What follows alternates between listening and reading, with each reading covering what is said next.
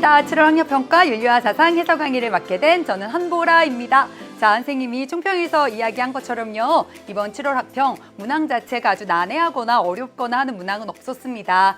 제시문도 그렇고요. 선지들도 그렇고요. 친구들이 그동안 연계교재 쭉 충실하게 공부해왔다면 괜찮네, 나 공부했던 내용이네 하고 풀 수 있는 그런 문항들이 많이 구성되어 있었어요.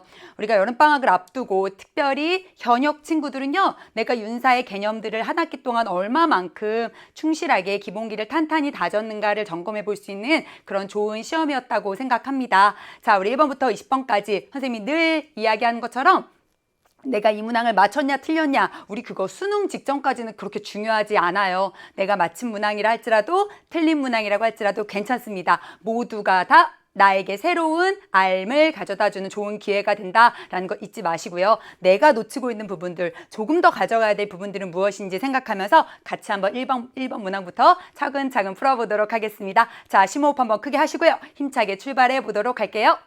자, 첫 번째 문항입니다. 다음 가상대화의 스승이 강조한 삶의 태도로 가장 적절한 것은 했습니다.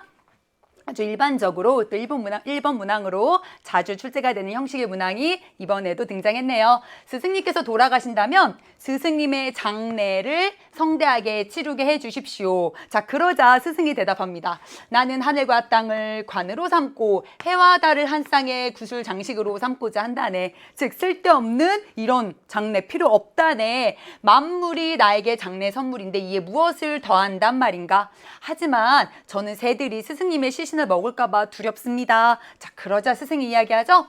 땅 위에서 솔개의 밥이 되고 땅 속에서 개미의 밥이 되거늘 어찌 한쪽 편만 들려 하는가. 자네가 나를 관에다가 잘 모셔서 장례를 치러준다 할지라도 나는 땅 속에서 개미의 밥이 되는 것이다. 즉 땅 위에서 솔개의 밥이 되는 것이나 땅 속에서 개미의 밥이 되는 것이나 도의 관점에서 바라본다면, 자연의 관점에서 바라본다면 다르지 않다라고 이야기하고 있죠. 자, 그러면서 이야기합니다. 성인은 옳고 그름, 즉 시비를 떠나서 자연에 비추어 본다네 라고 자기의 주장을 정확하게 드러내고 있습니다. 마지막 문장을 통해서 이거 도가 사상가다 라고 하는 것보다 더 뚜렷하게 파악할 수 있었고요. 우리 삶과 죽음, 이것에 대해서 차별하거나 분별하지 말자 라고 보았던 장자가 스승이라고 하는 것 알 수 있습니다. 자, 장자가 강조할 삶의 태도 한번 찾아볼게요. 1번입니다. 자연의 모든 것에 위계가 있음을 순리로 인정해야 한다. 딱 두 글자 때문에 틀렸다. 그렇죠. 위계라고 하는 표현이 틀렸죠. 자, 도의 관점에서 보면요. 만물은 평등한 거잖아요. 위계는 높낮이를 이야기하기 때문에 도가 사상가들이 인정할 수 없는 표현이 되겠죠. 마음을 깨끗이 비우고 하면서 심재 나와 있고요. 만물을 평등하게 대해야 한다. 자, 마음을 깨끗이 비우고 심재 그리고 좌망을 통해서 도에 일치하는 삶을 살아야 한다. 그걸 통해서 만물을 평등하게 대하는 재물 또 소유유 만물제동의 정신적 자유의 경제에 이르러야 한다. 바로 2번이 장자의 주장을 잘 드러내고 있습니다. 답은 2번이 되겠네요. 오감으로 파악한 도의 원리에 따라 행해야 한다. 자, 도의 원리에 따라서 행해야 한다. 이 후반부는 참 좋은 말인데 뭐가 틀렸을까? 그렇죠. 오감으로 파악한 이런 부분이 틀렸죠. 자, 아직도 이런 부분들 정확하게 뚜렷하게 체크하지 못한 친구들 있으면 가져가셔야 합니다. 자, 3번 잘못된 선지예요.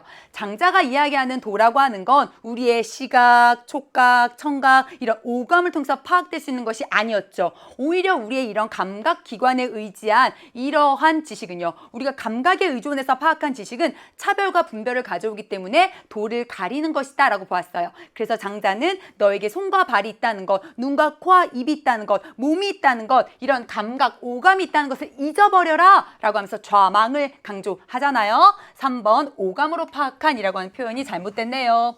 문명의 이기를 이용하여 생활의 편리를 지향해야 한다. 자, 문명에 발달된 이런 이로운 기술들을 이용해서 생활을 편리하게 만들어야 해. 우리 이런 도가 사상가들이요.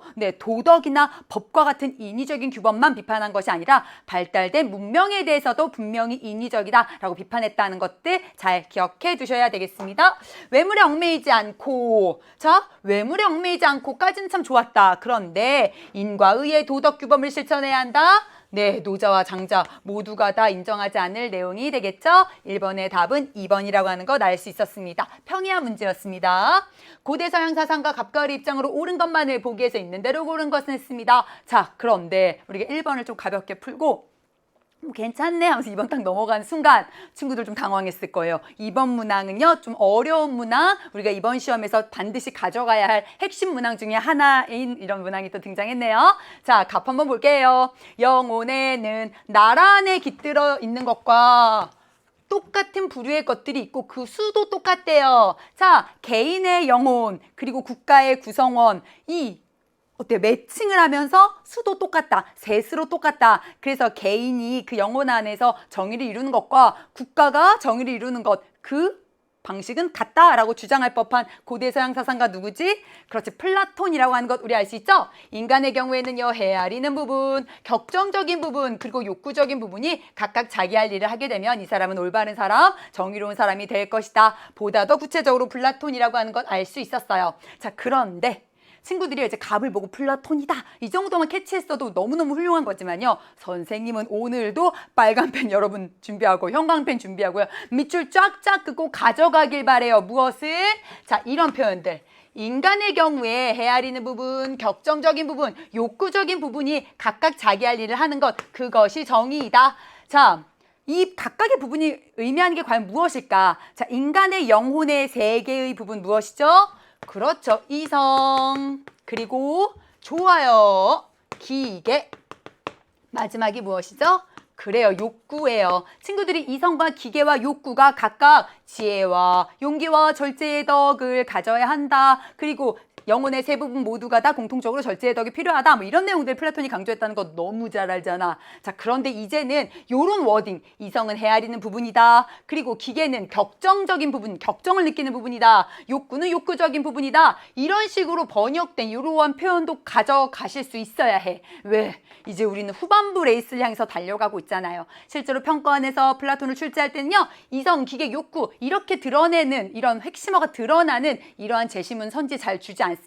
오히려 그렇죠, 헤아리는 부분, 무엇이 유익인지 헤아릴 수 있는 부분, 그리고 격정적인 부분, 격정을 느끼고요, 명예를 느낄 수 있는 이런 부분, 그리고 욕구적인 부분으로 이렇게 굉장히 평가원이 좋아할 법한 이러한 표현이 이번 문항에 등장했기 때문에 이런 표현들 반드시 가져가 주시기 바래요. 여튼 갑은 플라톤이라는 거 알 수 있었습니다. 자, 을도 만만치 않게 중요하다. 잘 보자.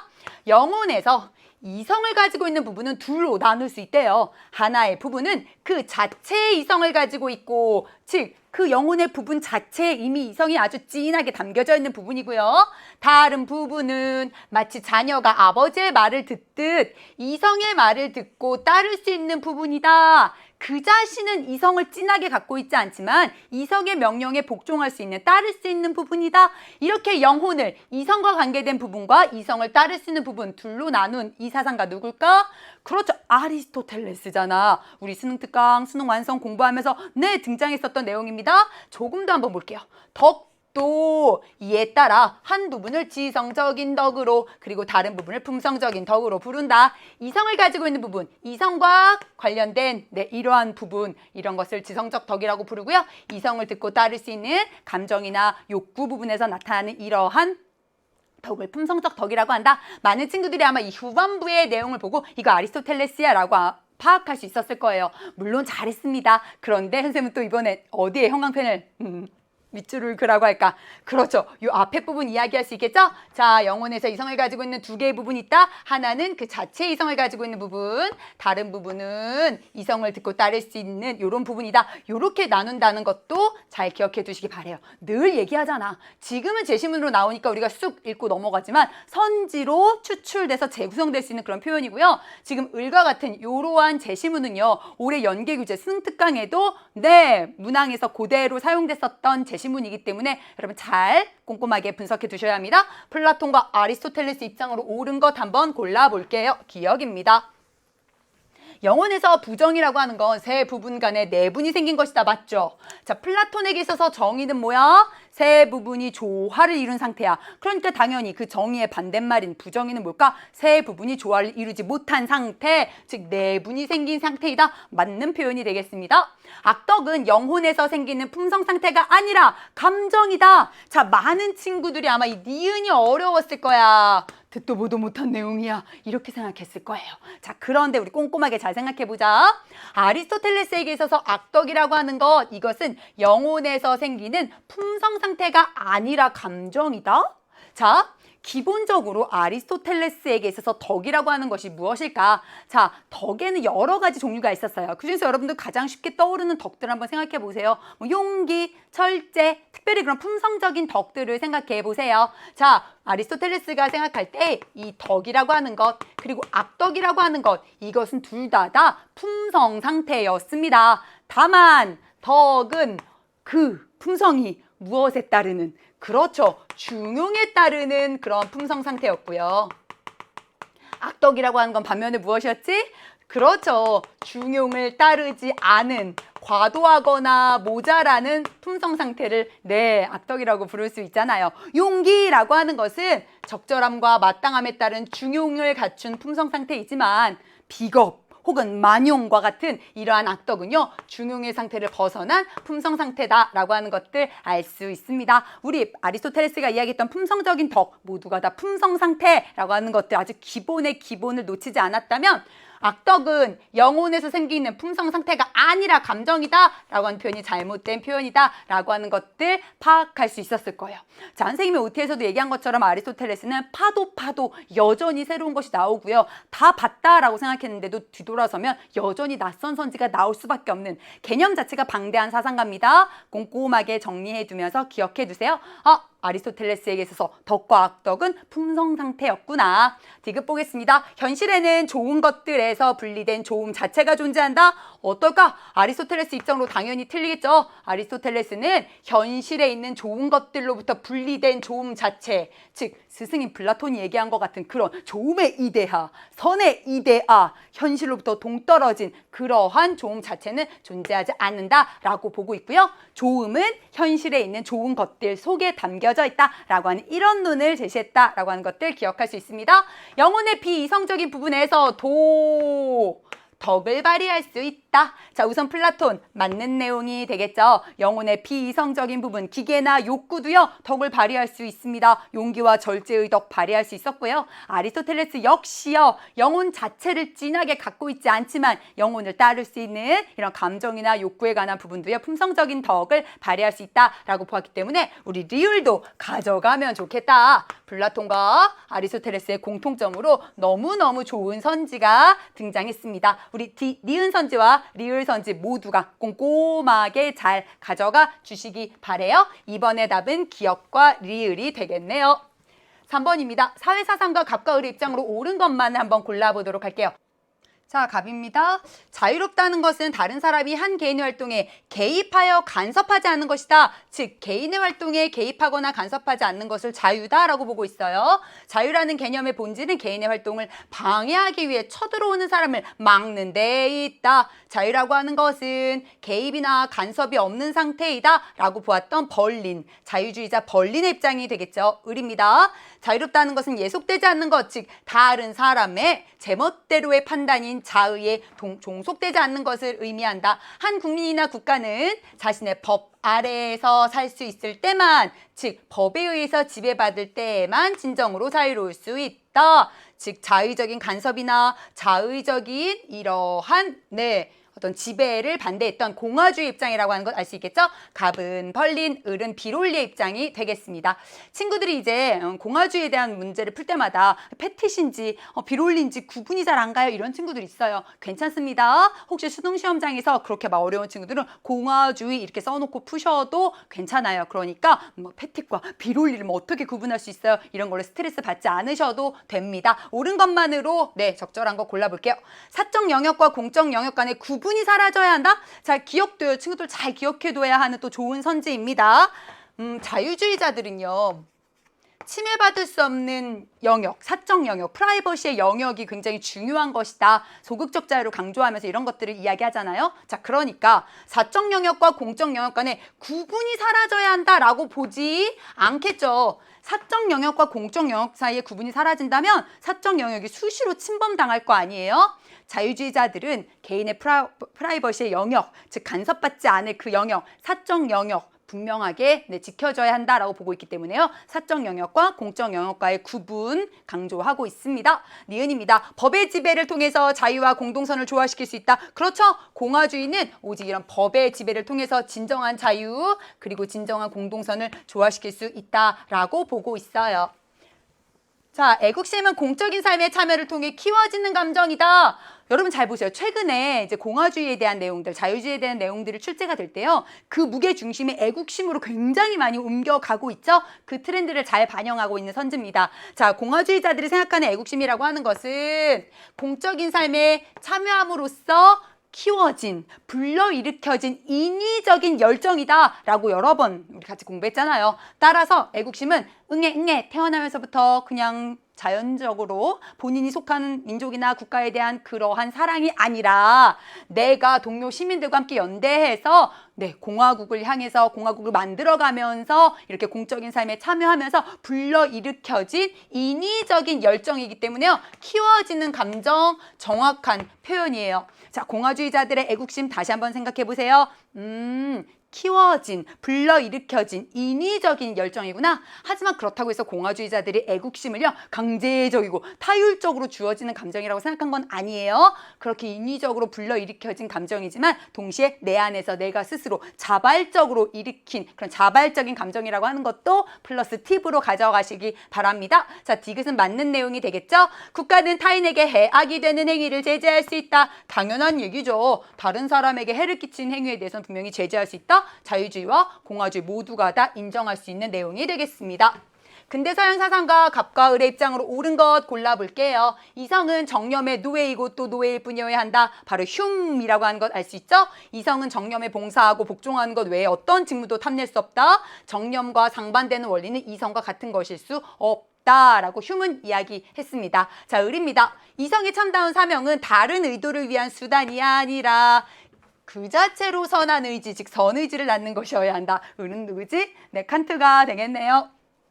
이 의지는 유일한 선일 수는 없지만 최고의 선이어야만 한다. 자, 흉과 칸트 각각 도덕에 있어서 감정을 중시했고 이성을 강조한 그런 사상가로 대비가 된다는 것 기억하면서 문제 풀어볼게요. 1번입니다. 공감은 사회적 유용성을 가진 행위를 시인하는 근거가 된다. 그렇죠. 휴문요. 어떤 도덕성의 기초로 우리가 타고난 자연적 성향인 공감을 들고 있어요. 자, 휴문 이야기합니다. 우리가 공감 능력이 있기 때문에 나 자신의 이해관계에서 벗어나서 나 자신의 이익과 손해에 대한 이런 계산에서부터 벗어나서 사회적으로 유용한 것에 대해서 시인의 감정을 느낄 수 있다. 그렇기 때문에 도덕의 근거가 된다라고 보고 있죠. 1번 맞는 표현입니다. 이성은 인간이 행하는 의지적 활동의 동기가 될 수 있다? 자, 친구들이 잘 아는 것처럼 휴미 왜 감정을 중시해? 그렇죠. 이성은 그 자체로는 인간이 행한 어떤 이런 의지에 어떤 직접적인 동기가 될 수 없잖아요. 자, 따라서 이성은 인간이 행하는 의지적인 활동의 동기가 될 수 있다라고 하는 표현들 잘못된 표현이다라고 하는 거 알 수 있죠? 휴문요. 이성 혼자서 단독적으로는 이러한 의지적 활동의 동기가 될 수 없다라고 보고 있잖아요. 자, 3번입니다. 타고난 경향성을 바탕으로 도덕적 의무를 수립해야 한다. 칸트는 타고난 경향성에 따른 행위는요. 도덕적인 가치가 없는 행위이다라고 보고 있습니다. 4번입니다. 도덕 법칙은 인간의 행복을 증진하는 수단이 되어야 한다. 자, 분명히 얘기했는데 칸트는요. 도덕이 이런 수단이 아니다라고 보고 있고 특별히 행복을 증진하기 위한 수단 절대로 그렇게 바라보고 있지 않죠. 동정심에서 비롯된 행위는 도덕적 가치를 지닐 수 있다. 역시 칸트가 반대할 법한 표현입니다. 칸트는 자연적인 경향성에 따른 행동, 결과적 유용성을 계산한 행동, 그리고 이렇게 동정심에 비롯된 이러한 행동들은 도덕적 가치가 없다라고 보았으니까요. 4번의 답은 1번이 되겠습니다. 고대 동양 사상가 갑과 을의 입장으로 옳지 않은 것 한번 골라볼게요. 군자는 경으로 자기를 수양한다. 수기라고 한자까지 줬어요. 그 이후에 백성을 편안하게 한다. 안인, 즉 수기 안인의 자세가 소개되어 있죠. 자기를 수양해서 백성을 편안하게 하는 것은 요순 임금조차도 어렵게 여겼던 일이다 라고 하면서 어떤 수양의 핵심으로 수기 안인을 이야기하고 있습니다. 공자라고 하는 것 알 수 있겠네요. 자, 을입니다. 군자를 귀하게 여기는 것은 그가 본성을 교화하고 인위를 일으킬 수 있기 때문이다. 바로 나오죠? 그렇죠. 순자가 되겠습니다. 소인을 천하게 여기는 것은 타고난 본성에 따르고 이익을 탐하며 다투기 때문이다. 자, 성인이나 소인이나 군자나 소인이나 똑같이 타고난 본성은 악했다. 이렇게 순자는 바라보죠. 하지만 군자는 이런 소인과는 다르게 본인의 타고난 악한 본성을 변화시켜서 인위, 즉 선을 일으킬 수 있는 그러한 사람이기 때문에 우리가 존경하는 것이다 라고 보고 있습니다. 자, 공자와 순자 입장으로 옳지 않은 것 볼게요. 통치자가 덕을 갖추고 모범을 보여 백성을 교화해야 한다. 이것이 바로 숙이 아닌의 모습이 되겠죠. 효와 재를 실천하여 사랑을 사회 전체로 확대해야 한다. 그렇죠. 유교에서는요, 특별히 공자는요, 이러한 가족 윤리로부터 출발해서 좀비 친소, 시비선악을 구별하는 인을 확장시킬 것을 강조하고 있습니다. 예의는 배워서 행할 수 있고 익혀서 이룰 수 있는 것이다. 자, 3번도 중요한 내용 나왔네. 역시 가져갈 만한 좋은 선지입니다. 순자 입장 맞을까 틀릴까? 그렇죠. 맞는 내용이 되죠. 왜냐하면 순자는요, 우리의 타고난 본성 속에는 예의와 같은 도덕이 없다라고 보았어요. 하지만 우리 인간은요, 예의를 배워서 행할 수 있고 익혀서 이룰 수 있는 능력이 있다. 즉 도덕을 배우고 실천할 수 있는, 학습하고 실천할 수 있는 능력이 있다라고 보았기 때문에 예라고 하는 것이 우리의 본성 안에 내재하는 것이 아니지만 성왕이 제정한 그 예를 배우고 익혀서 학습하고 실천할 수 있는 능력은 가지고 있다라고 보잖아요. 3번 잘 반드시 기억해 두세요. 순자는 도덕적인 학습 능력, 도덕적인 실천 능력 인간에게 있다라고 보았다는 것. 단 그 도덕이 우리의 본성 안에 내재하는 것은 아니라고 보았다는 것들. 이런 부분이 있기 때문에 본성을 교화시켜서 인위를 일으키는 화성기위가 가능하다는 것도 다시 한번 정리해 두시기 바랍니다. 소인도 인위적인 노력으로 도덕적인 인간이 될 수 있다. 그렇죠. 우리 4번 같은 이런 표현은요. 유교 사상가도 이라면 누구나 인정할 법한 그러한 표현이 되겠습니다. 하늘은 만물의 근원이기 때문에 사람의 일을 주재한다. 자, 5번 틀렸네요. 왜? 순자는 하늘이 만물의 근원이다. 뭐 사람의 일을 주재한다. 이런 표현 다 인정하지 않으면서 하늘의 일과 사람의 일은 구분되는 것이다. 천인, 분이를 이야기했기 때문에 옳지 않은 내용은 5번이 되겠습니다. 근대 서양 사상가 갑, 현대 서양 사상가 을의 입장으로 옳지 않은 것 한번 골라보도록 할게요. 어떤 종류의 쾌락이 다른 쾌락에 비해 더 바람직하고 더 가치 있다라는 사실을 인정하는 것은 공리의 원리와 양립할 수 있다. 쾌락 사이에도 더 바람직하고 더 가치 있는 높낮이의 질적 차이가 있다라고 얘기하고 있어요. 그러므로 쾌락을 측정할 때 오직 양에만 의존한다면 어리석은 일이 될 것이다. 양뿐만 아니라 질적 차이도 인정해야 하고요. 양적 차이보다는 질적 차이가 보다 더 중요한 차이다라고 보았던 밀의 입장이 되겠습니다. 어떤 개인이나 집단은 움직이고 있는 방향에 의해서 판단된다. 움직이고 있는 방향, 무엇 하고 있는 방향, 그것에 의해서 판단된다라고 볼 법한 현대서양 사상가가 누굴까 한번 생각하면서 조금 더 읽어볼게요. 지금까지 좋은 사람이었어도 현재 타락하고 있는 사람은 나쁜 사람이며 도덕적으로 무가치한 사람이었어도 현재 나아지는 쪽으로 움직이고 있는 사람은 좋은 사람이다. 그렇죠. 이쯤 되면 나와야죠. 바로 듀이, 실용주의 사상가 듀이라고 하는 건 알 수 있겠죠? 아마 많은 친구들이 이 두 번째 줄부터 지금까지부터 요 표현들, 요렇게 쭉쭉 등장하는 이 둘째 줄, 셋째 줄, 넷째 줄의 표현을 보고 을이 듀이다라고 하는 것 알았을 거예요. 그런데 우리는 형광펜 드시고요. 어디에? 그렇죠. 이 첫 번째 문장, 다소 난해하게 느꼈던 이 첫 번째 문장에도 별표 치고 가져가셔야 되겠죠? 왜? 이 첫 번째 문장도 충분히 따로 떨어져서 역시나 선지로 구성될 수 있는 그런 중요한 내용이기 때문입니다. 자, 밀과 듀이의 입장으로 옳지 않은 것 골라보도록 할게요. 감각적인 쾌락보다 정신적인 쾌락이 질적으로 더 높은 쾌락이다. 네, 이렇게 밀은 바라보고 있죠. 인류의 행복을 증진하지 않는 개인의 희생은 가치가 없다. 맞는 내용이고요. 너무너무 중요한 내용이죠. 밀은요, 개인의 희생 가치가 있다 하면서 인정합니다. 자, 개인의 희생 이런 것들이 되게 질적으로 높은 쾌락을 가져다 줄 수 있다. 질적으로 더 높은 이러한 공리의 원리와 부합할 수 있는 행위다라고 봐요. 하지만 이런 개인의 희생은요 그 자체로 숭고한 행위다라고 인정하지 않고 있고요. 인류의 행복을 증진할 때만 도덕적인 가치가 있다라고 밀은 이야기하잖아요. 왜? 공리주의 사상가이기 때문에 인류의 행복을 증진하지 않는 개인의 희생은 가치가 없다. 있다라고 보겠죠? 자, 2번도 역시 맞는 내용이 되겠습니다. 지식의 유용성을 검증하기 위해서 지성적 탐구가 필요하다. 그렇죠. 듀이가 너무 강조했었던 그런 내용입니다. 인간이 도덕적 상황에서 해야 할 행위 원리는 고정되어 있다.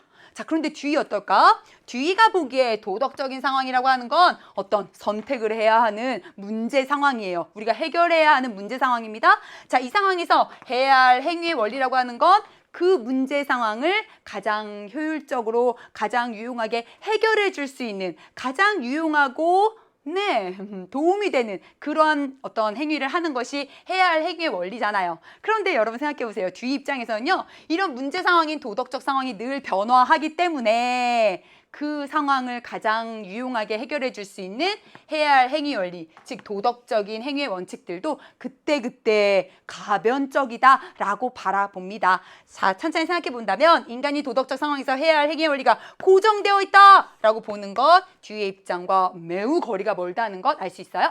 듀이는 이렇게 윤리가 고정적인, 절대적인, 최종적인, 변하지 않는 목적을 갖고 있다라고 바라보는 주장들에 대해서 반대하면서 나아가고 있는 방향, 현재 진행형 ing의 이런 의미로 도덕이나 윤리를 이야기하면서 성장 그 자체가 도덕의 목적이다라고 이야기했다는 점들도 다시 한번 떠올려 보시면 되겠습니다. 6번의 답은 우선 4번이 되겠네요. 행위가 가져올 결과를 고려하여 그 행위의 도덕적인 가치를 평가해야 한다. 자, 어떤 행위가 도덕적 가치가 있냐 없냐를 평가할 때 밀은요, 결과적 유용성으로 최대 다수의 최대 행복에 얼마만큼 기여했는가를 살펴볼 거고요. 듀이 역시 그 행위의 도덕적인 가치는 그 행위가 가져올 결과적 유용성을 생각해 보겠죠. 따라서 5번은요, 둘 다 긍정할 만한 내용이 되겠습니다. 자, 7번 볼게요. 중세서양 사상가 갑과 을의 입장을요, 순서도 그림으로 탐구하려고 할 때 각각에 들어갈 수 있는 내용들을 한번 골라보도록 하겠습니다. 자, 갑입니다. 지상의 나라에서는 자신을 자랑하며 천상의 나라에서는 신을 자랑한다. 지상의 나라는 사람에게 영광을 구하고 천상의 나라는 신을 가장 큰 영광으로 여긴다. 두 나라의 대비가 나와 있고요. 신을 이야기하고 있는 중세서양 사상가 갑은 그렇죠, 아우구스티누스라고 하는 것 알 수 있죠? 을입니다. 신은 모든 것이 나아가야 할 목적을 정하는 최초의 존재이며 모든 것은 신의 결과물이다. 자, 신이 존재할 수밖에 없는 것을요, 이렇게 이성적으로 증명해 가고 있어요. 그러면서 인간은 신의 명령인 영원법에 근거를 둔 자연법을 따라야 한다라고 보고 있죠. 을은 아퀴나스라고 하는 걸 알 수 있습니다. 자, 아우구스티누스와 아퀴나스. A는요, 두 사상가가 모두 다 예라고 대답할 질문, B에는 아우구스티누스가 예, 아퀴나스가 아니오라고 대답할 질문, 그리고 C는 아우구스티누스가, D는 아퀴나스가 예라고 대답할 질문이 각각 들어가야 되겠습니다. 자, 언제나 순서도 문제 그리고 벤 다이어그램 문제는요, 각 사상가들이 이러한 선제에 대해서 어떻게 판단했을까를 꼼꼼하게 따져보아야 되겠죠? 기억부터 살펴보겠습니다. 인간은 신의 은총이 주어질 때 구원을 받을 수 있는가? 자, 인간이 구원을 받기 위해서는 자기만의 노력만 가지고는 안 되고 반드시 신의 특별한 선물, 대가 없이 주어지는 선물인 은총이 주어질 때 구원이 가능한 것인가? 그렇죠. 우리 기억은요, 그리스도교 사상가들이라면 누구나 인정할 법한 그리스도교 사상의 가장 기본입니다. 당연히 두 사상가 모두가 다 예스라고 대답할 수 있는 내용이 되겠습니다. 자, 종교적 덕을 실천하면 현세에서 영원한 행복이 보장되는가? 자, 여러분 그리스도교 공부했잖아요. 현세에서는 영원한 행복 이룰 수 없습니다. 그리스도 사상가들이 이야기하는 영원한 행복이란 신과 완전히 하나가 된 상태이기 때문에요, 내세에서 가능하죠. 둘 다 아니오라고 대답할 그러한 내용이 되겠네요. 선의 결핍 상태인 악은 실체로서 존재할 수 있는가? 자, 우리 아우구스티누스는요, 이 악이라고 하는 것은 선의 결핍 상태이다라고 봐요. 선이 없는 상태가 바로 악이다. 따라서 악은 실체가 아니다라고 보고 있죠. 그러면서 아우구스티누스는 오직 신은요, 선만을 창조했다. 그런데 그 선이 없는 상태가 악이고 그러므로 악은 실체가 아니다라고 이야기한 바 있습니다. D 볼게요. 인간은 이성으로 인식한 자연법을 통해 영원법에 참여할 수 있는가? 자, 리을도요, 굉장히 최근에 많이 나오는, 여러분들 연계교재 아주 많이 나오는 표현입니다. 리을 맞는 내용이 되겠죠? 아퀴나스가 긍정할 법한 내용이에요. 천천히 생각해 보세요. 자, 자연법이라고 하는 건 뭐야? 영원법의 일부를 이성으로 파악한 거잖아요. 신의 명령인 그 영원법을 인간이 이성을 통해서 인식한 것이 바로 자연법이고요. 인간이 자연법을 통해서 영원법에 참여하게 된다. 이 참여라고 하는 표현, 작년 올해의 연계교재에서 굉장히 독특하게 자연법, 영어법과 관련해서 나오는 표현이기 때문에 여러분들 잘 숙지하고 있을 거라고 생각합니다. 7번의 답은 기역과 리을이 되겠네요. 근대 한국 사상가 갑가을의 입장으로 옳은 것 한번 골라보도록 하겠습니다. 우리의 전례를 마땅히 보존하고 우리의 전통과 그 예법을 보존하고 우리의 문물을 회복해야 한다. 무릇 정사와 법령이 조금이라도 오랑캐 풍속에 물든 것을 일체 폐지해야 한다. 여기서 오랑캐는 누구지? 그렇죠. 서구 세력과 그리고 일본의 세력을 이야기하겠죠.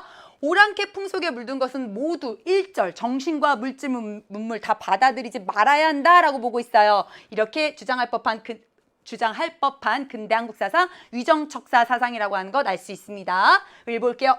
우리나라에는 두 가지 나쁜 패습이 있는데 이것은 적서와 반상의 구별이다.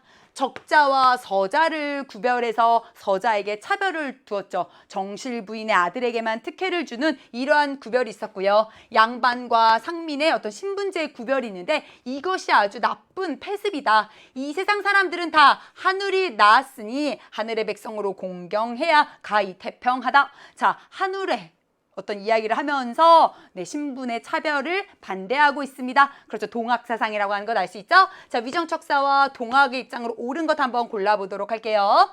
국난을 극복하기 위해, 국가의 어려움을 극복하기 위해 서양 문물을 배척해야 한다. 자, 서양의 정신 문물과 물질 문물 모두 다 배척해야 한다. 위정척사의 핵심적인 주장이 되겠죠.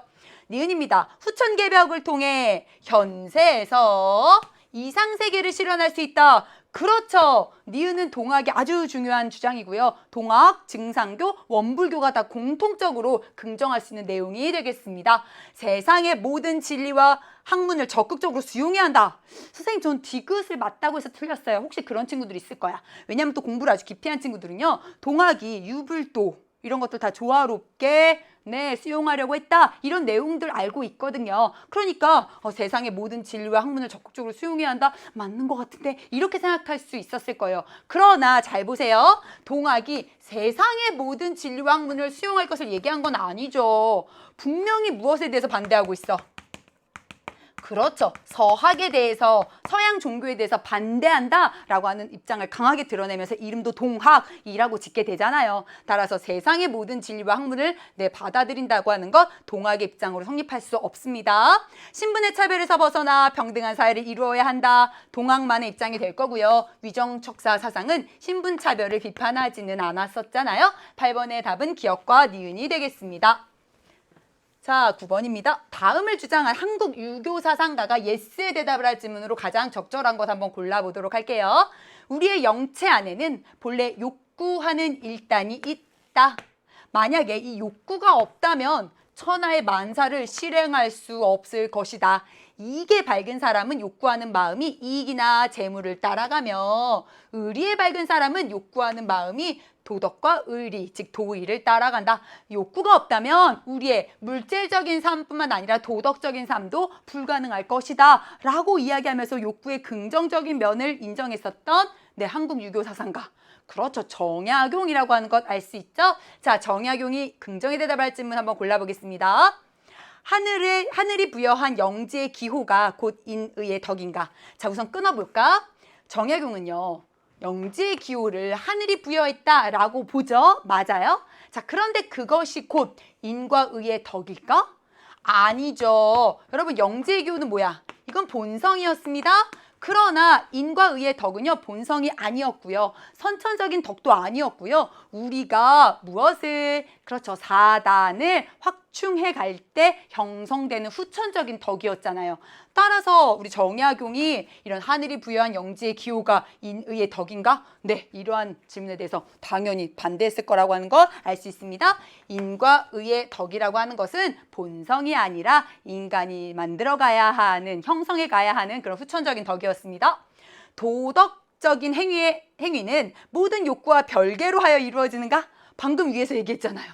이런 도덕적인 마음도요, 도덕적인 행위도요, 어떤 욕구, 도덕적인 사람이 되고 싶어, 선한 사람이 되고 싶어 라고 하는 욕구와 연결되어 있기 때문에 욕구의 긍정적인 측면을 정약용이 인정하잖아요. 따라서 모든 욕구와 별개로 도덕적인 행위가 성립한다. 역시 잘못된 내용이 되겠죠? 인간은 선 또는 악을 선택할 수 있는 능력을 타고나는가? 우선 생각해보자. 선 또는 악을 선택할 수 있는 능력, 이게 바로 자주직권이었어요. 그런데 정약용에게 있어서 자주직권은 후천적으로 형성되는 거였을까? 타고나는 거였을까?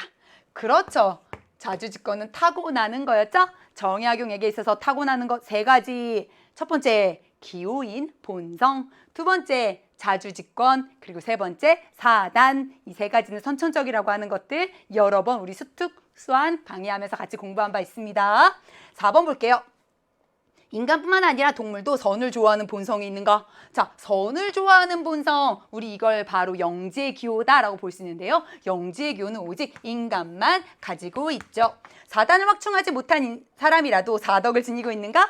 아니요. 사단을 확충하지 못하면요, 후천적으로 형성되는 그 사덕도 형성하지 못했기 때문에 사단을 확충하지 못한다면 사덕을 지니고 있지 않겠죠. 9번의 답은 3번이 되겠습니다.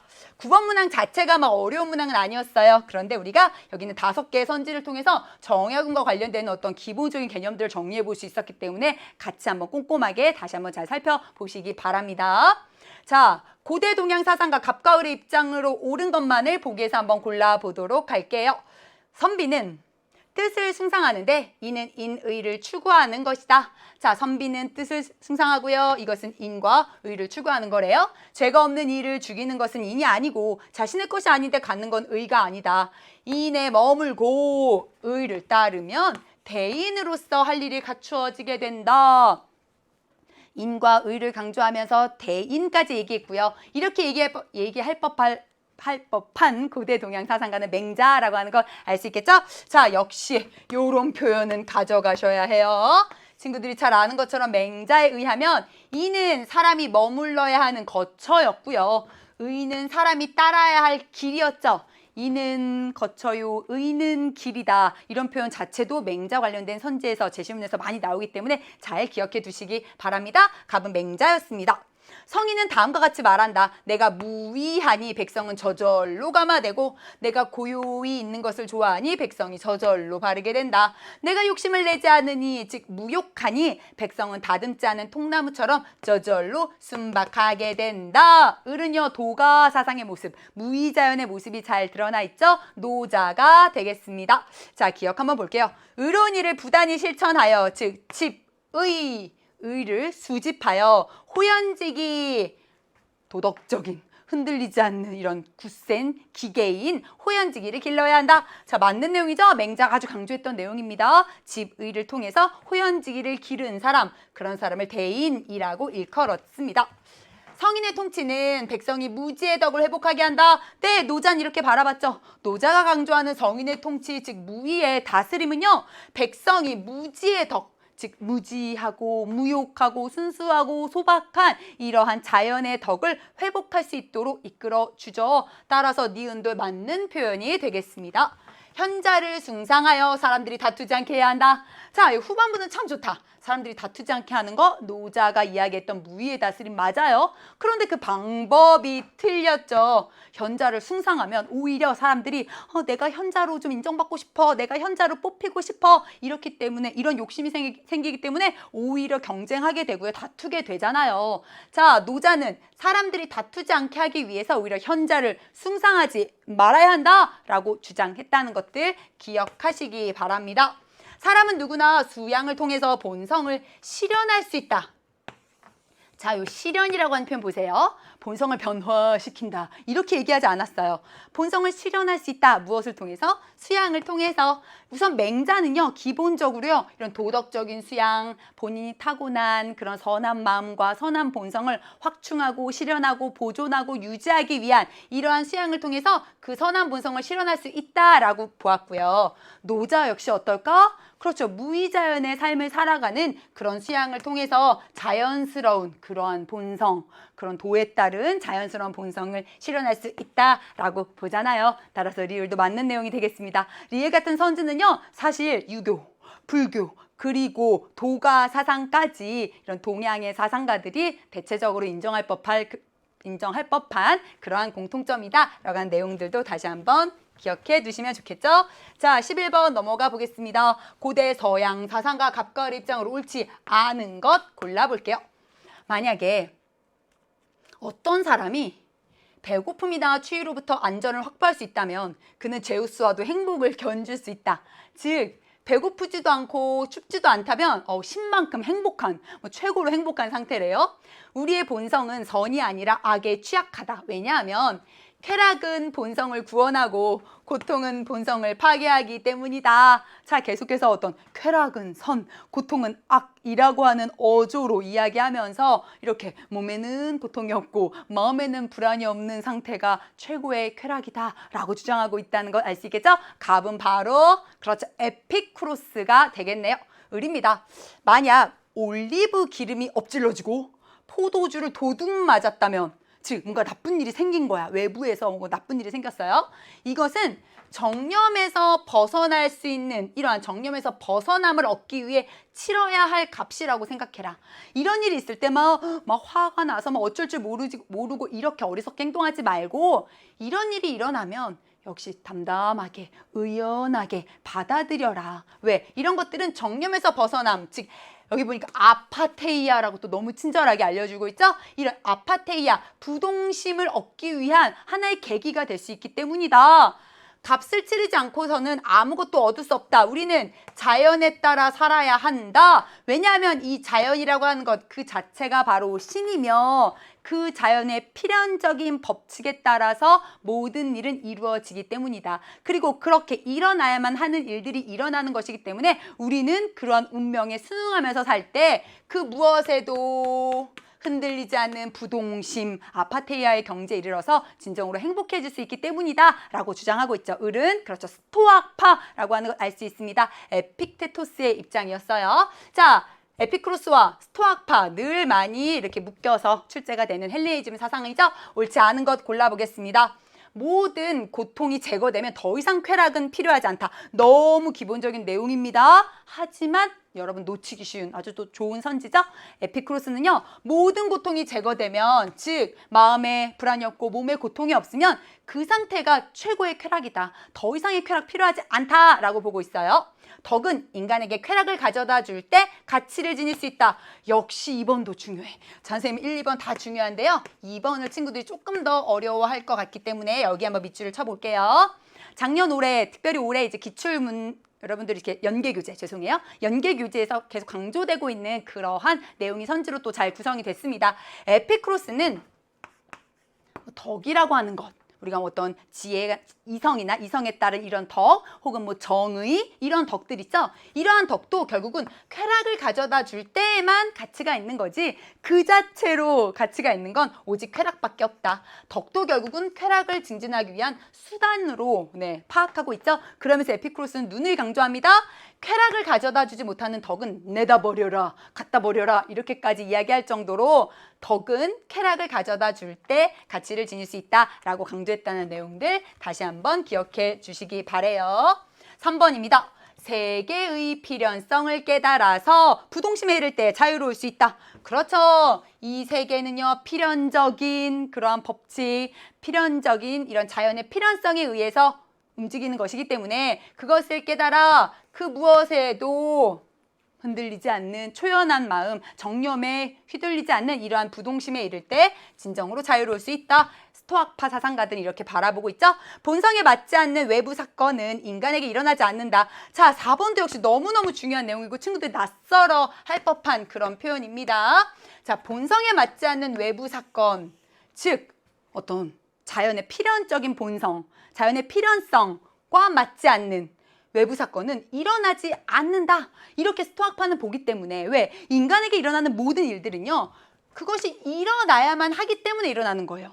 어디에 비추어 볼 때? 자연의 필연성에 비추어 볼 때, 자연의 필연적인 그 본성, 필연성에 비추어 볼 때 그 필연성에 맞지 않은 외부 사건은 일어나지 않기 때문에 나한테 일어나야만 하는 일이 마땅하게 일어난 것이에요. 그래서 스토아파 사상가들은요, 나에게 일어나는 그 외부의 일들 어때? 다 받아들여라. 받아들이는 쪽으로 내 마음을 조절해라 라고 이야기하잖아요. 본성에 맞지 않는 외부 사건은 일어나지 않는다 라고 스토아파가 보았다는 거. 다소 친구들이 좀 낯설어 할 만한 표현, 너무 단정적인 표현 아니에요? 라고 생각할 법한 표현이지만요, 분명히 옳은 내용이었습니다. 5번 볼게요. 모든 자연적 욕구를 최소한으로 추구하는 삶을 살아야 한다. 자, 일단 딱 봐도 에피쿠로스가 아니오라고 봤겠죠? 왜 틀렸을까? 그렇죠. 모든 자연적 욕구가 틀렸잖아요. 에피쿠로스는 어떤 욕구를 최소한으로 추구하는 삶을 이야기했죠? 그렇죠. 자연적이고도 필수적인 욕구만을 최소한으로 추구하는 삶을 통해서 아타락시아의 경지에 이르고자 했습니다. 11번의 답은 5번이 되겠네요.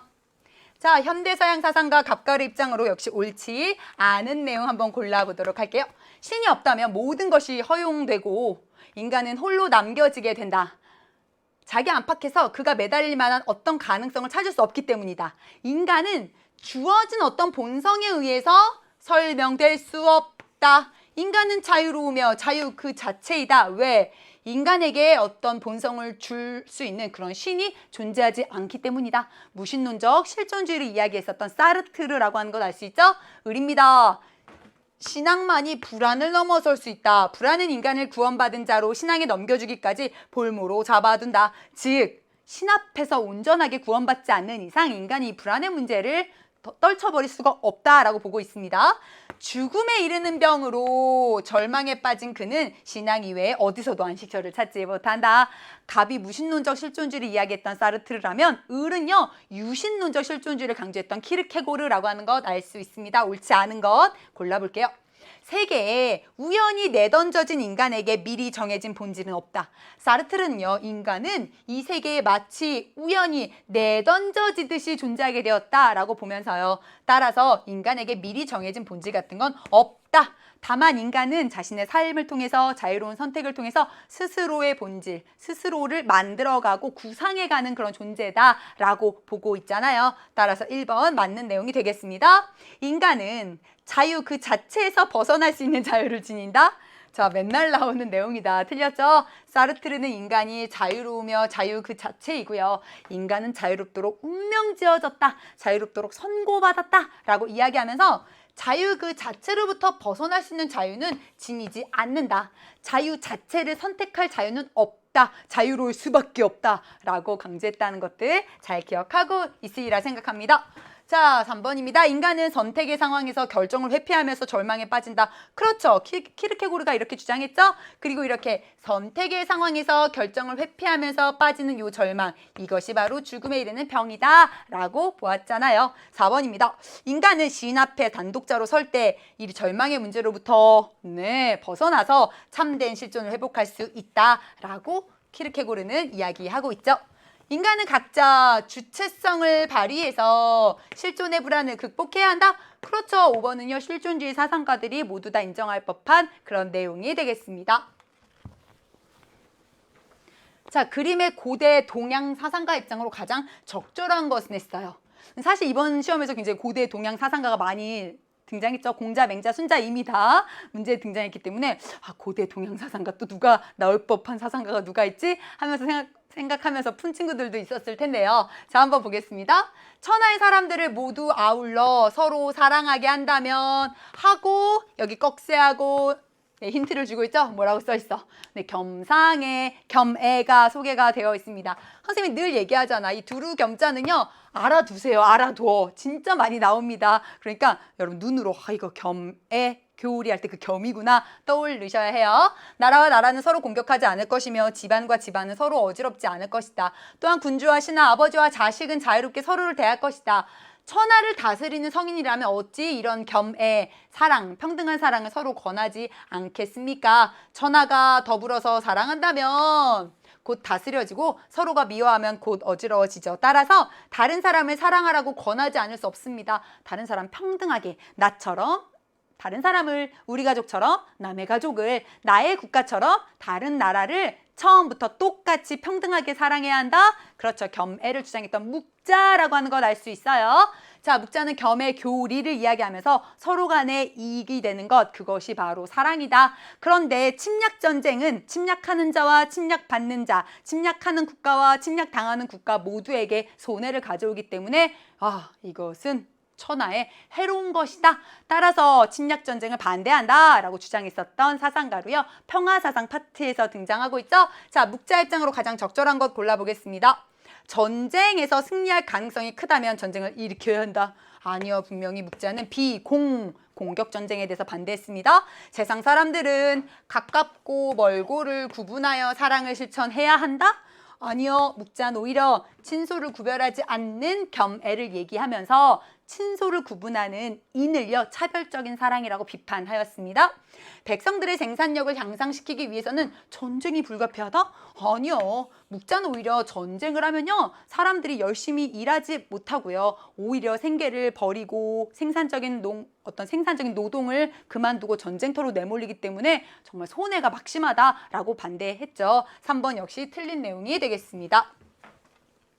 천하의 이익이 되는 통치, 즉 천하 모두에게 이익이 되는 그러한 다스림이 자신의 나라에도 이익이 된다는 걸 알아야 한다. 맞죠? 자, 묵자는요 이렇게 다른 나라에게 피해를 주면서 우리나라만 이익을 얻을 거야 이런 거 있을 수 없다라고 보았어요. 천하의 이익이 되는 통치가 자국에도 이익이 된다라고 주장하죠. 전쟁은 침략을 당하는 나라에만 손해를 불러오는 행위다? 아니요. 침략하는 국가에도 많은 경제적, 군사적 손실을 가져온다. 정치적 손실을 가져온다 라고 비판하고 있습니다. 13번의 답은 그렇죠. 4번이 되겠네요. 자, 14번입니다. 고대 동양 사상가 갑, 한국 불교 사상가 을의 입장으로 옳은 것 한번 골라보도록 할게요. 이 존재에서 다른 존재로 태어나고 죽는 윤회를 계속하는 근본 원인은 무명이다. 깨닫지 못했기 때문에 어리석음 때문에 이 윤회를 반복하게 된다. 무명이란 커다란 어리석음인데 이로 인해 오래도록 윤회하게 되는 것이다. 그러나 밝은 지혜를 얻은 사람은 즉 해탈하고 열반한 사람은요 다시는 존재에 도달하지 않는다. 그 윤회의 고리를 끊어내고 생로병사의 그 고리 악순환으로부터 벗어나게 된다. 그리하여 깨달은 자가 된다. 부처가 된다. 갑은요 석가모니의 입장이 되겠습니다. 을입니다. 생겨남과 사라짐은 둘이 아니고 움직임과 고요함은 역시 다르지 않다. 이와 같은 것을 일러 일심의 법이라고 한다.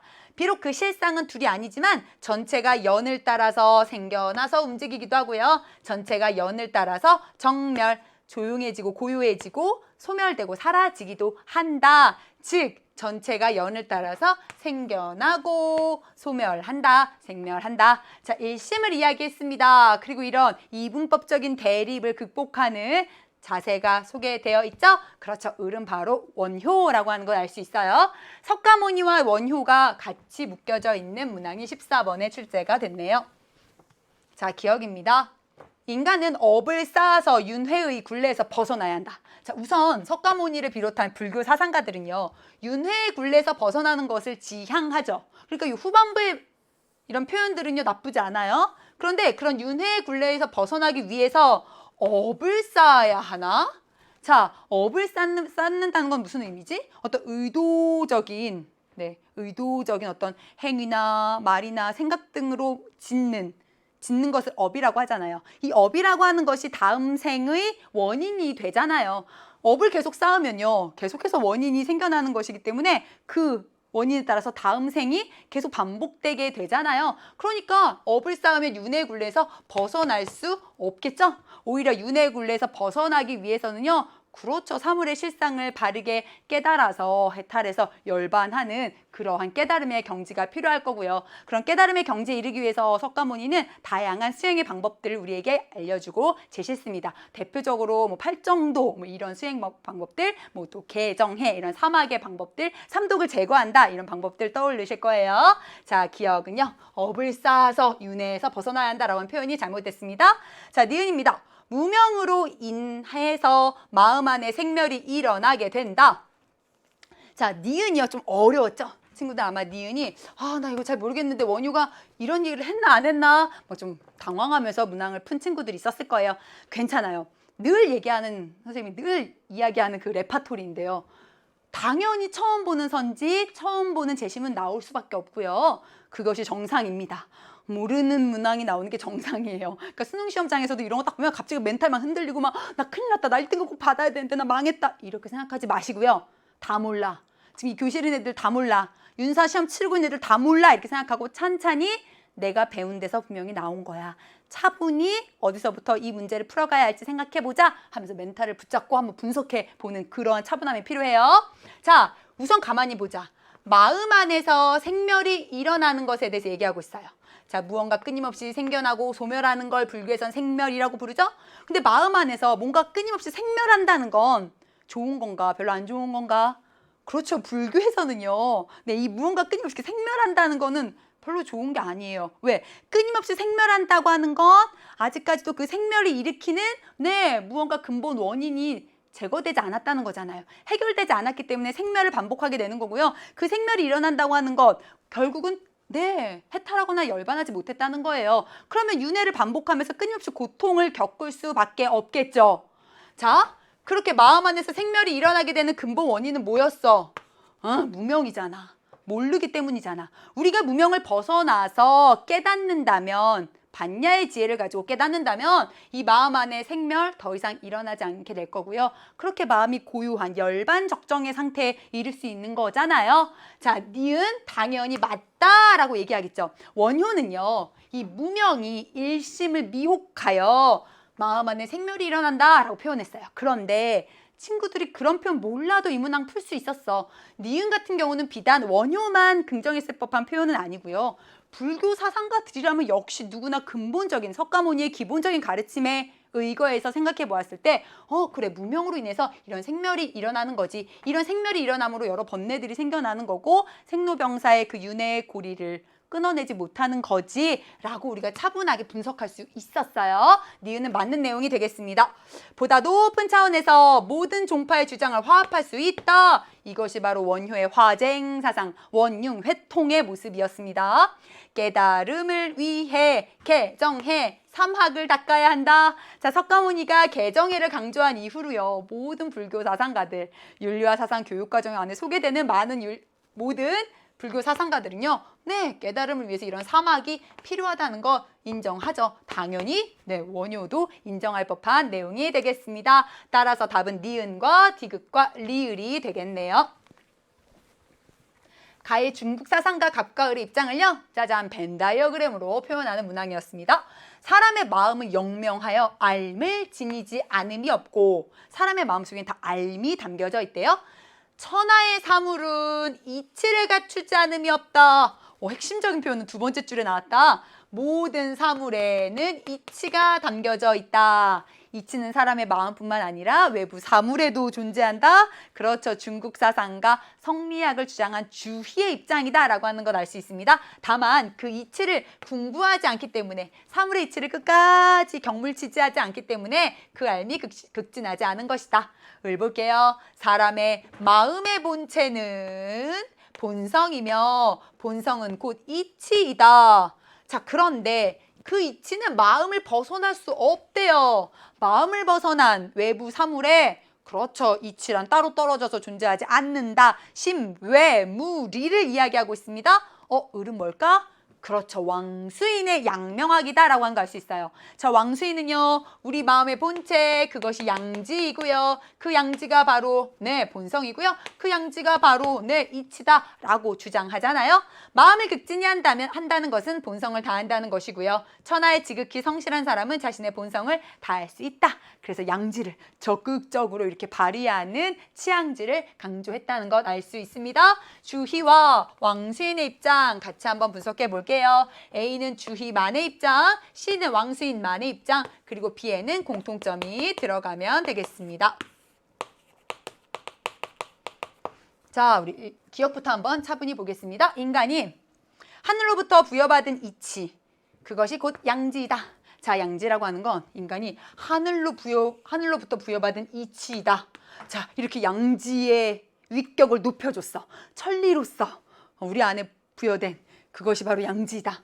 왕수인은 그렇게 보죠. 왜? 양지가 우리의 마음의 본체이자 본성이자 하늘의 이치다라고 보았으니까요. 하지만 주인은 이렇게 보지 않았죠. 자, 성리학에 따르면 하늘로 부여받은 본성으로서의 이치는 양지가 아니라 그렇지 인의예지의 사덕이었잖아. 양지가 선천적이다라고 하는 건 성리학자들도 인정하지만 그 양지가 하늘의 이치 천리는 아니었습니다. 따라서 어때요? A는 간만의 입장으로 성립할 수 없겠네요. 사욕을 제거하고 천리를 보존하기 위해 노력한다. 유교에서 사욕, 인욕이라고 표현되면 악한 욕망을 가리킨다라고 했죠. 따라서 사욕, 인욕은요 제거해야 하고요. 깨끗한 천리는 잘 보존하기 위해서 노력해야 되겠습니다. 존천리, 거인욕은 주의와 왕수인이 모두가 다 인정할 법한 표현이 되겠습니다. 도덕적인 암과 실천 사이에는 먼저와 나중에 구별이 있다? 네, 주의는 선지, 후행을 이야기했죠. 알미 먼저, 그리고 행함은 나중, 선후의 구별이 있다라고 보았지만 왕수인은 지행, 합의를 이야기하면서 암과 실천 사이엔 선후의 구별이 없다라고 보았어요. 따라서 공통적인 입장으로 성립할 수 없습니다. 경물은 마음의 일을 바로잡아서 본체의 발음을 회복하는 것이다. 기본적으로 주의는 틀렸죠. 경물하면 외부 사물의 이치를 궁구한다라고 표현이 나와야 돼. 사물의 이치를 열심히 탐구하고 연구하는 것이 경물에 드러나 있어야 합니다. 그것이 성리학의 해석이었어. 반면에 양명학에서는요, 이 물을 마음의 일이라고 보았고요. 이 격을 바로잡는다라고 해석하잖아. 따라서 경물을 마음의 일을 바로잡아서 본체의 발음을 회복하는 것이라고 보고 있죠. 따라서 왕수인 만의 입장으로 성립할 수 있습니다. 15번의 답은 니은과 리을이 되겠습니다. 역시 사실 3점짜리 문항이지만 아주 어려운 난도의 문항은 아니었어요. 그런데 친구들이요, 다시 한번 강조합니다. 이런 기본적인 선지들이 아직도 조금 분석하는데 어려움이 있고요. 걸리는 부분이 있으면 개념 정리가 아직 완벽하지 않은 것일 수 있거든요. 관련되는 내용에 해당하는 수능 특강 강의 찾아서 다시 한번 배속 조절해 가면서 빠르게라도 다시 한번 보면서 정리하는 게 꼭 필요해요. 15번 역시 기본적인 개념들을 체크해 볼 수 있는 그런 문항이었습니다. 한국 유교 사상과 갑과 을의 공통점, 옳은 것, 갑과 을의 입장으로 옳은 것 골라보도록 할게요. 태극에 동정이 있다라고 함은, 동정은 뭔가 움직이고 고요한 거네. 그러니까 움직임이 있다라고 하는 표현이네요. 태극이 스스로 동정함이다. 이와 기가 합하여 사물이 되는 것, 성리학의 내용이 담겨져 있습니다. 그럼 성리학자라고 하는 거 알 수 있죠? 이것이다. 사람의 몸도 이와 기가 합하여 생김으로 두 가지가, 즉 이와 기가 둘 다 발하여 작용하고 서로 소용되는 것이다. 즉 이와 기에는 모두가 다 동정이 있다. 두 가지는 둘 다 발할 수 있다. 이기호발을 주장했던 이황이라고 하는 거 알 수 있죠? 자, 을입니다. 태극이란 묘함이고 움직이고 고요함이란 그것이 타는 기틀이라고 주자가 말하였다. 이라고 하는 건 본래 무위, 즉 움직임이 없는 것이나 기를 타고 유행하여 만 가지로 변화하며 비록 유행하여 변화하지만 그 무위의 본체, 즉 이가 움직임이 없다는 그 본체는 그대로 있다. 변하지 않는다. 자, 말을 조금 이렇게 돌려서 했지만 의리하고 싶은 말은 뭐야? 이는 발할 수 없다. 이는 무위한 것이다. 라고 얘기하고 있잖아요. 아, 을은 오직 기만 발한다. 기발이승 일도서를 주장했던 이라고 하는 걸 알 수 있습니다. 이황과 이의 입장으로 옳은 것 한번 골라보도록 할게요. 이는 기의 작용을 통해서 생성되는 도덕 원리이다. 자, 기본적으로 이황 선생님 성리학자죠. 이라고 하는 것, 그것이 도덕 원리다라고 도덕 원리라고 본 것은 맞아요. 하지만 기의 작용을 통해서 이가 생성된다라고 보았을까? 우리 성리학에서 언제 이가 기의 작용을 통해서 생성된다? 이렇게 바라보지 않잖아요. 오히려 성리학에 따르면 이라고 하는 건 천하 만물이 있기 전부터 존재하던 것으로서 이렇게 기의 작용을 통해서 생성되는 것은 아니었습니다. 오답을 만들어내기 위해서 만들어진 그런 선지였기 때문에요. 1번은 틀렸다라고 하는 걸 알 수 있습니다. 사물의 이와 기는 천하고 사람의 이와 기는 존귀하다. 이거 왠지 좋아 보이는데 진짜 이렇게 성리학자인 이황이 보았을까요? 성리학의 기본을 여러분들 절대 잊으면 안 돼요. 성리학의 기본은 뭐야? 이는 천리로서 사람과 사물에게 모두 동일하게 부여되어 있는 거죠. 사람과 사물 안에 부여되어 있는 이는요, 천리로서 동일한 것입니다. 이렇게 사물 안에 부여되어 있는 이가 천하다? 이렇게 바라보는 건 성리학의 기본 입장을 반영하지 못한 거잖아요. 자, 1번과 2번 모두가 다 잘못된 선지였습니다. 이는 발하는 것이 아니라 발하는 까닭일 뿐이다. 그렇죠. 이의 입장 아주 정확하게 표현하고 있죠. 이는 이라고 하는 건 발할 수 없고요. 발하는 까닭일 뿐이다. 발하는 건 기다. 라고 못을 박았습니다. 아주 유명한 이의 대표 문장이었기 때문에 답은 3번이라고 하는 거 금방 알 수 있었을 거예요. 이는 기질의 맑고 흐름에 따라 선하거나 악하게 된다. 자, 4번도요. 친구들 잘 봐봐. 왜 틀렸지? 이라고 하는 것, 성리학의 다 기본에 대해서 지금 묻고 있는 거예요. 이라고 하는 건 천리로서 순선무악한 거잖아요.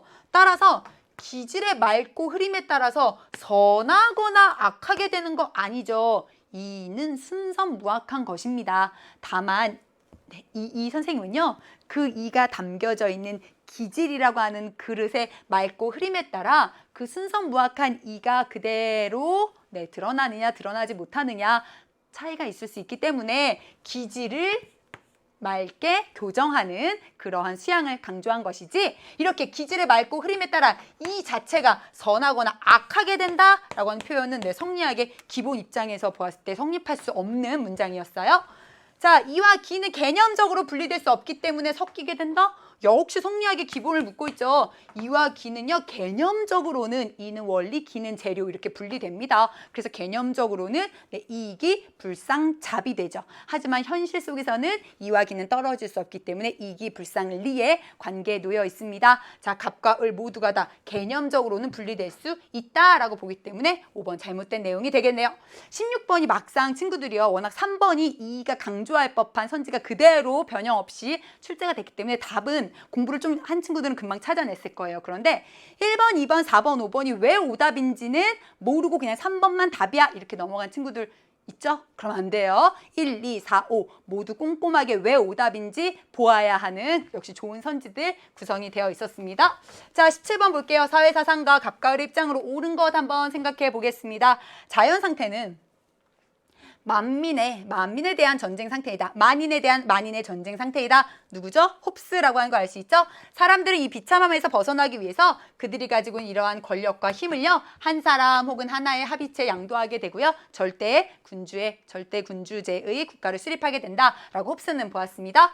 자연 상태는 비교적 평화롭지만 사람들은 자연 상태에서 본인이 가지고 있는 자연권에 대해서 매우 불확실하게 향유하고 있어요. 완전하게 보장받지 못하고 있어요. 그렇기 때문에 각자의 생명과 자유와 자산을 안전하게 보존하기 위해서, 그 자연권을 확실하게 보장받기 위해서 계약을 통해서 사회를 결성하게 된다. 자연 상태를 비교적 평화로운 상태다라고 규정했던 사상가는 로크가 되겠죠. 자, 1번입니다. 공통의 권력이 없는 자연 상태는 부정의가 난무한 상태이다.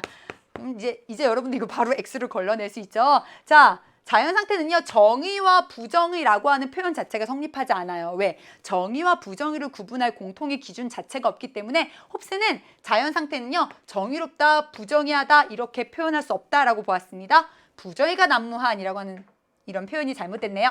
사회 계약은 평화를 추구하는 이타심을 바탕으로 수립된다?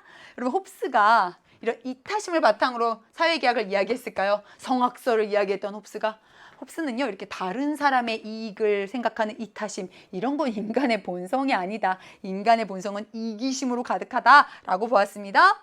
자, 로크입니다. 새로운 입법부 수립의 정당성은 신탁의 목적 실현에 있다. 즉, 시민들이 왜 자신의 권력을 믿고 맡기죠? 신탁의 목적 실현은 뭐죠? 그렇죠. 각자의 생명과 자유와 자산을 안전하게 보호하는 것이죠. 자, 그런데 입법부가 이렇게 시민들의 생명과 자유와 자산을 안전하게 보장한다면 그 입법부는 인정될 수 있어요. 그러나 어떤 입법부가 생명과 자유와 자산을 오히려 보장하지 못하고요, 시민들의 이런 권리, 자연권을 위협한다면 시민들은 그 입법부에게 믿고 맡겼던 입법권이라고 하는 강력한 권력을 다시 회수해서 새로운 입법부를 수립할 수 있는 저항권을 행사할 수 있다라고 로크가 강조하잖아요. 3번 좀 말이 어렵게 표현되어 있지만 새로운 입법부를 만들 수 있냐 없냐 그 핵심은 믿고 맡긴 목적. 시민들의 권리를, 시민들의 권력을 입법부에게 믿고 맡긴 그 목적을 입법부가 얼마나 잘 실현했는가 하지 못했는가에 있다. 맞는 표현이 되겠습니다. 3번은 로크랑 관련해서 친구들이 조금 또 낯설어 할 법한 그런 표현이었어요. 하지만 이렇게 천천히 분석해보면 알 수 있는 내용이었죠. 17번의 답은 3번이 되겠습니다. 국가 최고 권력은 시민의 재산을 자의적으로 다룰 수 있다? 로크는요, 이제 최고의 권력이 입법권이다 이렇게 하면서 입법권을 굉장히 강조하거든요. 그럼 입법권은 입법부가 가지고 있잖아요. 입법부는 자신들에게 신탁된 그 권력인 입법권을 시민의 재산을 제멋대로 다루는 데 사용하면 될까 안 될까? 안 되죠. 이렇게 하면 믿고 맡겼던 그 신탁했던 입법권을 다시 입법부로부터 회수해서 새로운 입법부, 새로운 정부를 구성할 수 있는 저항권을 행사할 수 있다라고 로크는 보았잖아요. 4번은 틀린 내용이 되겠습니다. 국가는 공동체를 구성하려는 인간의 정치적 본성에 따른 산물이다. 자, 사회계약론자들이 이렇게 어떤 인간의 정치적인 본성에 따라서 국가가 형성됐어 이렇게 바라보지 않죠. 사회계약론자들은요, 시민들이 자신의 권리를 보장받기 위해서 계약을 맺어서 국가가 탄생했다라고 보고요. 국가를 인간의 이런 공동체를 지향하는 본성에 따른 산물로 보는 것은 아리스토텔레스의 그런 관점에 가까웠습니다. 자, 18번 중국 불교 사상가와 한국 불교 사상가가 소개되어 있습니다. 역시 옳지 않은 것을 고르는 문항입니다. 자성의 마음 자리를 지혜로서 관조하여 안팎에 사무쳐 밝으면 자기의 본래 마음을 알고 그 본래 마음을 알면 곧바로 해탈이다. 자, 바로 해탈할 수 있대요. 해탈을 얻으면 곧 반야삼매이며 반야삼매를 깨달으면 곧바로 무념이다. 계속 곧바로라고 한 표현이 3번이나 나왔네. 아하, 깨달으면 그 즉시 그렇죠. 수행은 끝난다. 바로 부처가 될 수 있다. 돈오를 이야기했던 해능, 중국의 선종의 대가라고 하는 거 알 수 있죠? 해능의 돈오, 돈수가 소개되어 있습니다. 예전부터 많은 성인이 깨달은 뒤에 하고 돈오라고 표현되어 있어요. 그 깨달은 뒤에 이렇게 바로 해탈이 아니라 닦았대. 수행이 있었대요. 깨달은 뒤에 닦았으며 이 닦음에 의해서 증득했다. 그러므로 이른바 신통변화는 깨달음에 의해 닦아서 점차로 익혀야 나타나는 것이지, 깨달았다고 해서 이렇게 해능이 얘기한 것처럼 곧바로 성불할 수 있는 것, 부처로 완성될 수 있는 것은 아니다. 자, 도노한 이후에도 점진적인 수행, 점수가 필요하다. 그렇죠. 한국 불교 사상가 진울이라고 하는 거 알 수 있죠? 도노, 돈수를 이야기한 해능과 도노, 점수를 이야기했던 진울이 소개가 되고 있습니다. 외적 공부인 교리에 얽매이는 것을 경계해야 한다. 그렇죠. 따라서 이렇게 문자에 얽매이는 것에 대해서 경계하면서요. 해능은요, 교외별전, 불립문자 이런 것들을 이야기하고요. 선종의 사상을 발전시켜 가게 됩니다. 자신의 마음 안에 있는 불성을 바로 보아야 한다. 그렇죠. 어떤 외부에 있는 다른 교리에 집착하는 게 아니라 나의 본성, 내 마음 안에 있는 이미 완성된 부처가 있다는 걸 바로 보아라. 직지인심, 내 마음을 바로 보아라. 견성성불, 내 안에 나의 본성 안에 완성된 부처가 있다는 것을 바로 보아라 라고 하는 것들 강조하고 있습니다. 나쁜 습관, 즉 습기가 남아있는 상태에서 도노할 수 있다. 역시 핵심 주장입니다. 자, 진울은요, 아직 나쁜 습관이 남아있는 상태에서도 도노할 수 있기 때문에 먼저 도노하고요. 그 이후에 나쁜 습관을 차차 제거하기 위한 점수가 필요하다. 그리고 그 점수의 요체가 정해쌍수다 라고 강조했잖아요. 누구나 자성, 즉 자기 마음 안에 있는 그런 부처의 본성을 단박에 깨달으면 더 이상의 수행은 불필요하다? 아니요. 점진적인 수행이 반드시 필요합니다. 연계 법칙을 자각하여 중생에게 자비를 베풀어야 한다. 여러분, 해능도 그렇고요. 또 진울도 그렇습니다. 모두가 다 대승불교 사상가들이잖아요. 따라서 어때? 자기 자신의 깨달음에만 집착하는 것이 아니라 자기 자신의 깨달음, 그리고 동시에 중생에게 자비를 베풀고 중생도 함께 깨달음의 길로 이끌어가는 모습, 이렇게 삶을 살아가는 그렇죠. 보살을 이상적인 인간상으로 삼았습니다. 따라서 갑과 을의 공통점 역시 5번 성립할 수 있습니다. 자, 18번 옳지 않은 거 고르라고 했으니까 답은 4번이 되겠네요. 자, 사회사상가 갑을병의 입장에서 서로에게 제기할 수 있는 비판 한번 분석해 보도록 하겠습니다.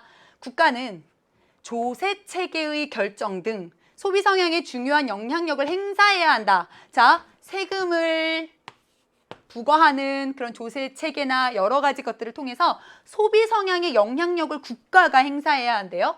포괄적인 투자의 사회화는 완전 고용에 가까운 상태를 달성할 유일한 수단이다. 자, 투자를 민간 기업이나 개인에게 맡겨두는 것이 아니라 국가가 이런 여러 가지 정책을 통해서 영향력을 발휘할 수 있어야 한다라고 보고 있죠.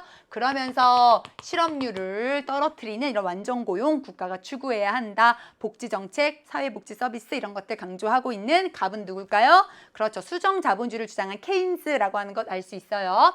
국가 권력은 부르주아 계급 전체의 공동 업무를 담당하는 위원회일 뿐이다. 즉 국가는 어디까지나 지배 계급의 편만 든다. 프롤레타리아 혁명은 과거로부터 내려오는 소유관계와 근본적으로 결별하는 것이다. 따라서 이런 자본주의 문제를 해결하기 위해서 노동자의 폭력혁명이 필요하다. 마르크스입니다. 자, 국가는 경쟁이 최대한 효율적으로 작동할 수 있는 조건을 창출하는 데 힘써야 한다. 자, 첫 번째 문장도 진짜 중요해요. 정말 중요해요. 자, 바로 나와야 돼, 친구들. 요 첫 번째 문장만 읽고도 병 누구지? 그렇죠. 하이에크다 하고 나와야 돼요. 자, 연계교재에서 무수히 나오고 있고요. 여러 기출에서 무수히 나오고 있습니다. 정부가 정책을 통해서 시장 실패를 해결하려고 하는 건 치명적인 자만이다. 국가가 해야 하는 일이라고 하는 건 시장 내에서의 자유로운 경쟁이 최대한 효율적으로 작동할 수 있는 그런 기본적인 조건들을 만들어내는 것, 마련하는 것, 그 정도이지 이렇게 막 세금 체계를 바꿔서 막 영향력을 주거나 이렇게 시장에 개입해서는 안 된다라고 하이에크는 신자유주의를 강조하면서 이야기했다는 것들 떠올려 보시기 바래요. 케인스, 마르크스 그리고 하이에크입니다. 자, 각각이 서로에 대해서 어떻게 비판할 수 있을까? 한번 분석해 보도록 할게요. 1번입니다. 구성원 전체의 이익 증진은 시장 경제에서 가능합니다. 그걸 왜 모르십니까? 자, 케인스는 자본주의 사상가죠. 근데 마르크스는 그 자본주의를 비판하면서 사회주의, 공산주의를 이야기하잖아요. 그러니까 당신이 이야기하는 것, 당신은 시장 경제를 지금 부정하고 공산사회를 이상사회로 이야기하면서 공유제를 이야기하는데 아닙니다. 구성원 전체의 이익 증진은 시장 경제에서 가능합니다. 그걸 왜 모르십니까? 라고 시장 경제를 강조하는 케인스가 마르크스에게 비판할 수 있겠죠. 1번은 맞는 내용이 되겠습니다. 자, 이번에는 화살표가 이렇게 거꾸로 역방향으로 바뀌었네요. 경제적인 불평등 해소를 위해서 생산수단을 공유해야 합니다. 그 사실을 왜 모르십니까? 그렇죠. 마르크스는 모든 생산수단을 공유함으로써 경제적 불평등을 해소해야 한다라고 주장해요. 하지만 케인스가 어때? 생산수단을 공유해야 한다 이렇게 보았을까요? 아니죠. 시장경제를 인정한 자본주의 사상가입니다. 따라서 케인스는 이런 과로와 같은 이런 표현에 대해서 반대할 거예요. 따라서 마르크스가 케인스에게 왜 이 사실을 모릅니까? 라고 비판할 수 있겠죠? 1번과 2번 모두가 다 맞는 내용이 되겠습니다. 자, 이번에는 화살표가 이렇게 바뀌게 됐네요.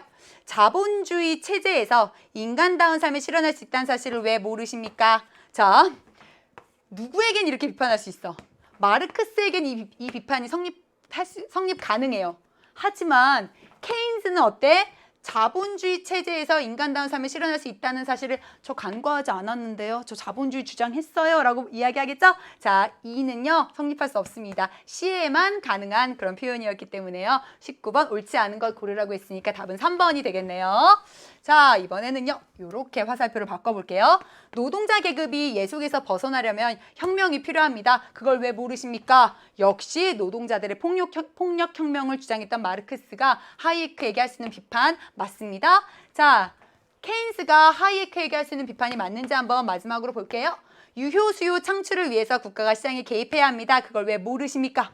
케인스는 유효 수요를 만들어내기 위해서, 창출하기 위해서 국가가 적극적으로 시장에 개입해야 한다라고 주장했고요. 하이에크는 아니야, 국가의 시장 개입이 아니라 시장의 자생적 질서에 맡겨야 해 라고 보았기 때문에 이렇게 케인스가 하이에크에게 비판할 수 있겠죠. 자, 마지막 문제 한번 살펴보겠습니다. 다음을 주장한 근대 서양 사상가 입장으로 가장 적절한 것은 했어요. 인간이 자연의 공통적인 질서를 따르지 않는다는 것은 불가능하다. 자, 자연의 어떤 질서를 따르지 않고 벗어나는 것은 불가능하대요.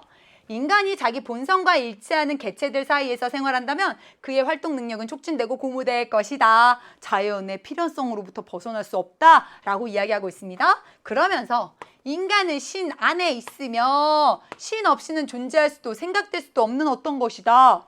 인간은 신의 본성을 일정한 방식으로 표현하는 양태이다. 자, 아마 많은 친구들이 이 마지막 문장을 보고 스피노자네 라고 찾아냈을 거예요. 하지만 우리는요, 이렇게 요런 표현들, 인간은 신 안에 있으며 신 없이는 존재할 수도 생각될 수도 없다. 약간 요런 표현만 보고도 이제는 스피노자라는 걸 알 정도로 스피노자의 내용들도 잘 정리해 두셔야 합니다. 자, 스피노자 입장으로 적절한 거 골라볼게요. 이성적인 삶을 살기 위해서 자기 보존의 욕구를 극복해야 한다. 아니요, 스피노자는 인간의 자기 보존의 욕구를 긍정하였습니다.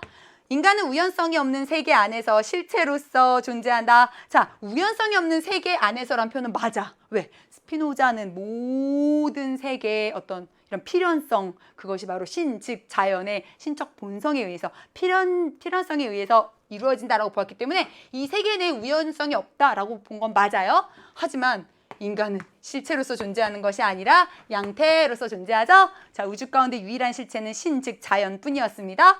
신은 자연의 인과 질서를 초월하여 자유로운 속성을 지닌다. 3번도 정말 여러분 잘 기억해 두셔야 하는 선지죠. 스피노자는 인간뿐만 아니라 신도요, 자연의 인과 질서를 초월할 수 없다라고 보았어요. 왜냐하면 그 신이 바로 자연 그 자체이기 때문에 자연의 필연적인 인과 질서, 이것을 아무리 신이라 할지라도 벗어날 수 없다고 보았어요. 그런 의미에서 신은요, 자유의지도 가질 수 없어요. 인간뿐만 아니라 신도 자유의지 가질 수 없다라고 스피노자가 보았다는 것도 다시 한번 정리해 두셔야 되겠죠? 자, 인간은 자유의지를 발휘하여 정념의 속박에서 벗어나야 한다. 스피노자가 정념의 속박에서 벗어날 것을 이야기한 건 맞아. 그런데 자유의지를 발휘해야 한다라고 주장한 건 틀렸잖아요. 아까 선생님이 앞선 선지 분석하면서 이야기한 것처럼 신 그리고 인간 모두가 다 자연의 필연성으로부터 벗어날 수 없습니다. 따라서 그런 의미에서 자유의지 지닐 수 없었어요. 최고의 행복은 신에 대한 인식에서 도달하게 되는 정신의 만족이다. 자, 신, 즉 자연의 그 필연성, 이것을 이성을 통해서 또 직관을 통해서 이러한 인식하면요, 정신의 만족에 이르게 되고요. 그것이 바로 최고의 행복, 지복이다, 지극한 행복이다 라고 스피노자는 보았잖아요. 20번의 답은 그렇죠, 5번이 되겠습니다. 자, 한수미랑 같이 한 문항 한 문항 꼼꼼하게 좀 정리해 보았습니다. 이제 여름방학을 앞두고 많은 친구들이 어떻게 내가 공부해야 될까 좀 고민이 많을 거라고 생각해요. 이번 시험이 그 여러분들의 여름방학을 알뜰하게 알차게 채워나가는 중요한 이정표가 되었을 거라고 생각합니다. 내가 놓치고 있는 개념들이 무엇인지 다시 한번 꼼꼼하게 정리하시고요. 보다 더 깊이 있게 공부하는 습관들 가져가는 또 좋은 시험이 되었을 거라고 생각해요. 오늘도 하루하루 꿈을 향해 달려가는 여러분을 선생님은 이 자리에서 응원하고 있겠습니다. 우리 모두 파이팅!